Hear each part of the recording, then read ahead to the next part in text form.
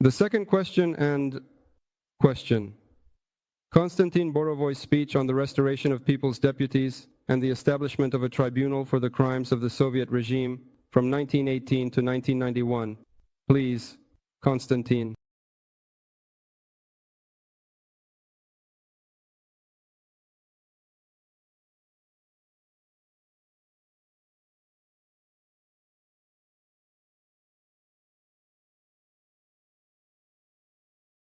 Konstantin, are you on the line? Can't see you yet.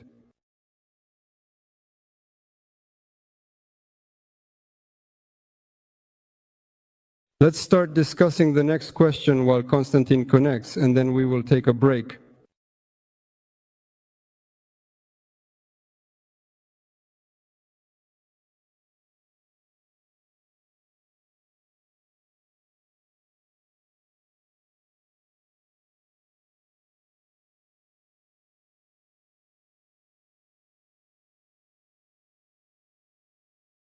All right, Konstantin.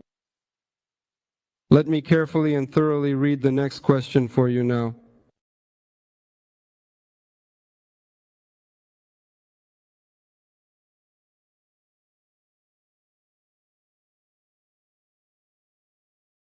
While Konstantin is connecting, the next question will be: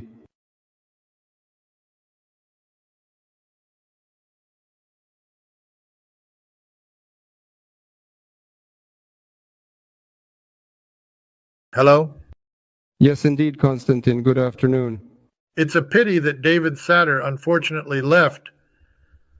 I indeed wanted to start by thanking him for showing that this vile communism is still present, even in the United States, and this ongoing and relentless anti-Trump campaign, which is a consequence of the socialists' gradual retreat from power in the United States, is undoubtedly a very bad sign that these metaphorical dead souls are grabbing us by the throat.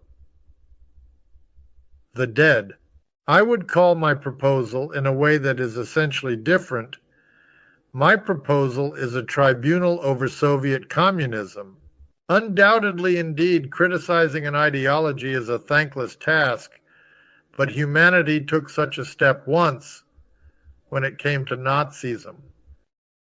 And a tribunal was established where Nazism was condemned for war crimes, for crimes against humanity, but it was condemned specifically as an ideology. What is called the death toll, that is, the cost of damage assessed in human lives, in the case of Nazism, it was tens of millions, and perhaps even more, of citizens from different states in total. As for Soviet communism, unfortunately, it is a matter that concerns hundreds and hundreds of millions of people. Therefore, indeed, the task of condemning Soviet communism is extremely relevant and significant in today's world.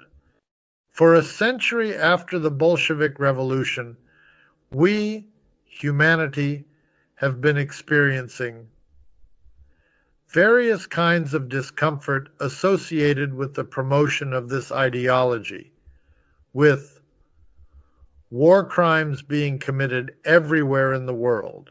In the Soviet Union, in the United States, in the South, in the Southern United States, so to speak, in Africa, in Asia, everywhere.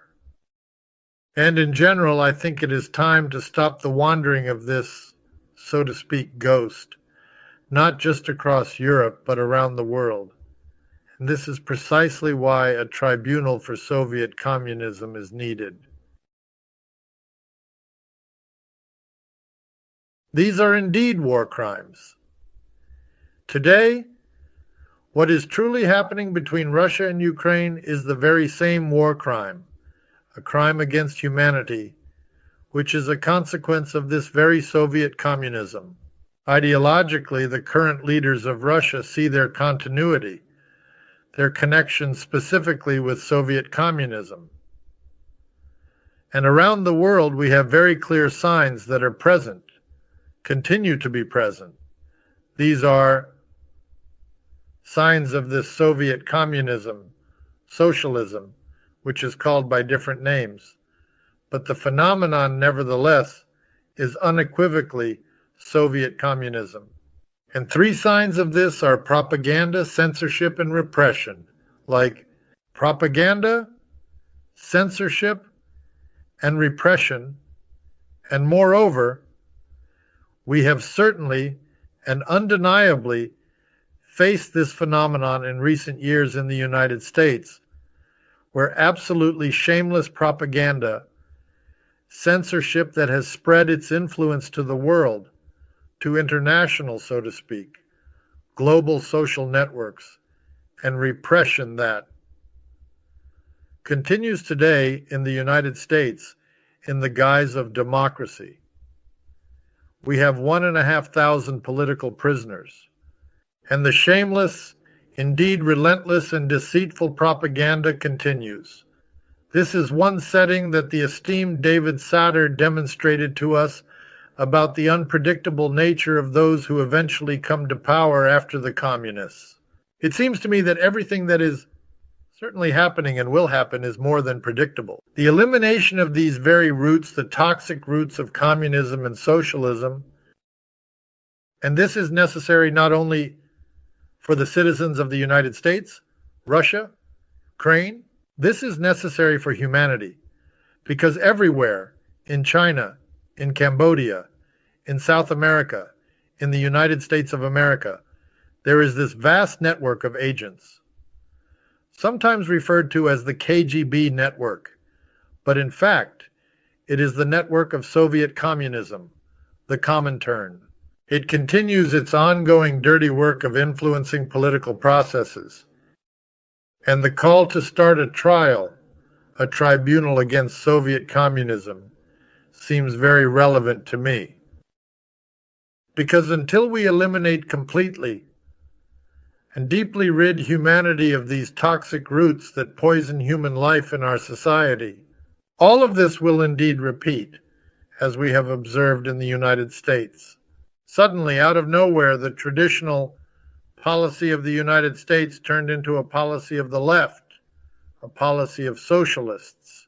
Suddenly, the completely democratic development of Russia was turned in a way that was influenced by the principles of Soviet communism, aggressive imperialism, and the existence, let's say, of the United Nations, or the current existence of these more than 100 authoritarian regimes, which is also a consequence of Soviet communism, and the ideology of which has led to the formation of numerous such regimes as we see today. Well, it is indeed time to put a conclusion to this process. Let's call on the whole world to carry out this very important, significant, beneficial, healing action of a trial, a tribunal against Soviet communism. Thank you. Thank you, certainly, Konstantin. Here is the resolution you have. The resolution is in your hands. You can familiarize yourself with it. Questions for Konstantin regarding the resolution and his speech? Denis. Good evening, Konstantin. First of all, I must say I wholeheartedly and completely support this particular ideology, this concept or notion, this idea. It is absolutely, undoubtedly necessary to restore historical justice. It is necessary to open all KGB archives. It is absolutely necessary to return the property that was stolen from citizens. It is very important to do all of this. I understand that this is just the initial declarative part that we are adopting now, in order to further establish some regulations, some order for conducting all of this. Right now, we just need to record that we want to do this, and that's it. Well, not quite like that, you see. I really think this is indeed a starting point that we have, in fact, actually already been at during various different moments in our entire history. This issue was extensively discussed in Russia in 1991. At meetings with Yeltsin and at many public events, I strongly insisted on a tribunal against communism, against the KGB and their supporters.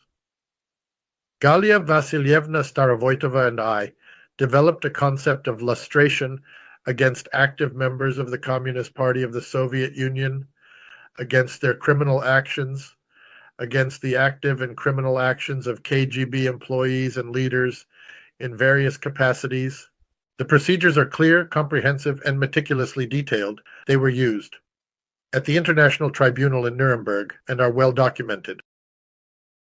And it is about, in a straightforward manner, simply starting to implement these tasks without any complications. Many countries, states, and various governments, regions, and territories that have historically been affected by the influence of Soviet communism are keenly interested in this matter and its implications. In this case, it is about creating some essential organizational centralized hub that will begin to coordinate activities for the preparation and conduct of a tribunal against Soviet communism. This quite simply needs to be started in a manner that is consistent with our previous efforts, as we once began to do it in democratic Russia, and we were very abruptly and brutally stopped. I understand. Thank you. The second part of the question, why are we limiting ourselves only to 1991? After all, the successors are currently committing the same crimes. Shouldn't we also take into consideration them in our analysis and make decisions about them? This is a proposal by Ilya Ponomarev to limit the period 1917 to 1991. I initially formulated it and insist that it should be kept. I formulated a more comprehensive proposal that is relevant to various aspects. Soviet communism, its deeply entrenched and toxic roots, and its impact on society, its historical and variance of existence in the world. They are diverse in various regions. This includes Chinese communism, Cambodian communism, and American communism, by the way. Soviet communism in particular must be condemned, such as, for example, the oppressive regimes. In order for its various variants and forms in the world, which continue to exist, thrive, and develop, and sometimes even come to power, to have this ongoing process effectively stopped, just as the process of reverence and admiration for the dangerous and destructive ideas of Nazism was decisively stopped in its time. I want to remind you that Nazism, even after World War II, was not considered a dangerous phenomenon for humanity. Only the Tribunal stopped attempts to recreate Nazi ideology and practices in other countries. It is crucial to understand that the ideology of Nazism and its associated practices were seen as a threat to global peace and security by many after the war. In general, the time has come to address this issue. Dmitry Ushatsky, please, a question. I don't have a question, it's already a speech. Oh, a speech. Then Andrei Sarafanov. It's been a while. Good afternoon, Konstantin. I was a deputy in Moscow in the 90s in the Oktyabrski District Council of Moscow, in the widely known Democratic District. You know, it seems to me that, despite Ilya's proposal, if this condemnation is formulated only with this period and only with the word communism, it somewhat falls short, because this pain is such that, well, it has already been somewhat endured. This is because the issue at hand is not just about a single word or a specific time frame, but rather it encompasses a broader spectrum of historical and social contexts that have been experienced over time. No, it hasn't been endured. Everything is terrible. Everything is nightmarish. But now there is another pain, very fresh and very acute. This is the war in Ukraine. Andrei, get closer to the question. Well, and maybe after all, take a broader view. As they say, communism, Putinism, or perhaps something like that, because it will immediately align with today's agenda, the very current one. Well, first of all, Krasnopresnensky district would argue with you, as it considered itself more democratic, declaring its own territory and the space above its territory as a democratic space. As for Putinism, well, we can potentially combine it with half Putinism and perhaps even orphanism, as well as Chinese communism and in certain aspects Bidenism and Biden, or maybe Kamala Harris. You see, indeed, there are a huge number of variants of Soviet communism or its consequences. But in order to analyze and, as you said, condemn this phenomenon, it is necessary to study it. To study not in scientific, so to speak, academic ways, but specifically to assess the consequences, the criminal consequences of its existence legally. In this particular sense, the more straightforward and simpler the task is formulated, ultimately the easier its solution will be. Soviet communism, as it was known. You see, this phenomenon was historically named by the Bolsheviks as Soviet Russia, Soviet communism. It is precisely this phenomenon, and ideologically, that must be fought against, despite the fact that today's consequences or recurrences or metastases of this regime exist in various ways and manifestations in very different forms. The authoritarian regime in Russia, there is no doubt about it, a hint of an authoritarian regime even in the United States and in China and in other countries. But we need to thoroughly examine in detail the source. Source is undoubtedly the source of communist practice. It is Soviet Bolshevik Russia. We must start with it. And then there will be KGB, such as the infamous and notorious organization known for its various and numerous crimes against humanity. Larisa Nikolaevna. Thank you. Konstantin, good afternoon. Well, first of all, yes, I believe that we cannot take it too broadly. And the period marked is clear. It is logically understandable. Why here? And probably this is our very step towards repentance that we all talk about, but somehow we never get to it. But this is like a preamble. My question is this. So, the question actually is about the text. You propose to suggest legal mechanisms for the formation and functioning of the tribunal. Do they exist? The wording is simply to suggest. Or do they need to be developed? They most definitely exist. They were used for the Nuremberg Tribunal. In general, it is clear what the problem is. The problem is that all authoritarian regimes committing crimes try to fit these crimes within the legal frameworks of their states. That is, to expand these legal frameworks, adopting legislation in which criminal actions are not considered crimes. Well, from the point of view, so to speak, of Putin's actions regarding the annexation of Crimea at the beginning of the Ukrainian war, these are actions that seemingly externally appear to be legal. This is an ideological stance on restoring justice, a struggle against fascism. But in order to realistically assess these events and crimes, it is necessary to go beyond the legislation of the state that justifies its criminal actions in this way. This is a rather complicated and intricate legal question in its very core essence and fundamental nature, and this is precisely why international tribunals are created, which are guided not by national legislation, but by international norms. Say, norms related to civil rights, the inadmissibility of aggressive actions, and so on. It is necessary to start this work, although humanity already has some experience, albeit small, with a tribunal over Nazism. Thank you. Are there any more questions? If not, then let's move on to the speech. Please, Dmitry. Konstantin Antonovich, thank you for the project, for the work. I would like to wholeheartedly support this proposal, especially since it seems to strongly resonate with Alexei Sobchenko's insightful and impactful speech today, who talked about the detailed plans of the Washington Regional Committee. Yes, indeed, and this important message of giving Russia another chance, perhaps.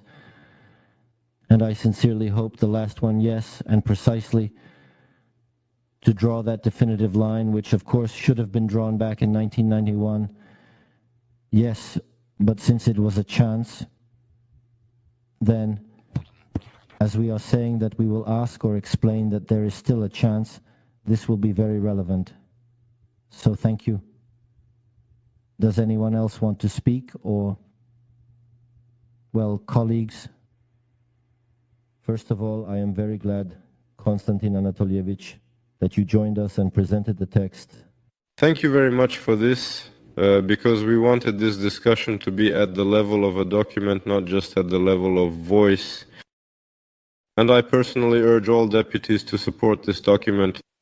You all know very well that I am a person of leftist views. I see absolutely nothing wrong with communist ideology, but these are my personal views, meaning you can see them or not. But, well, and I am absolutely ready to sign the text in its current form, because I believe that the greatest tragedy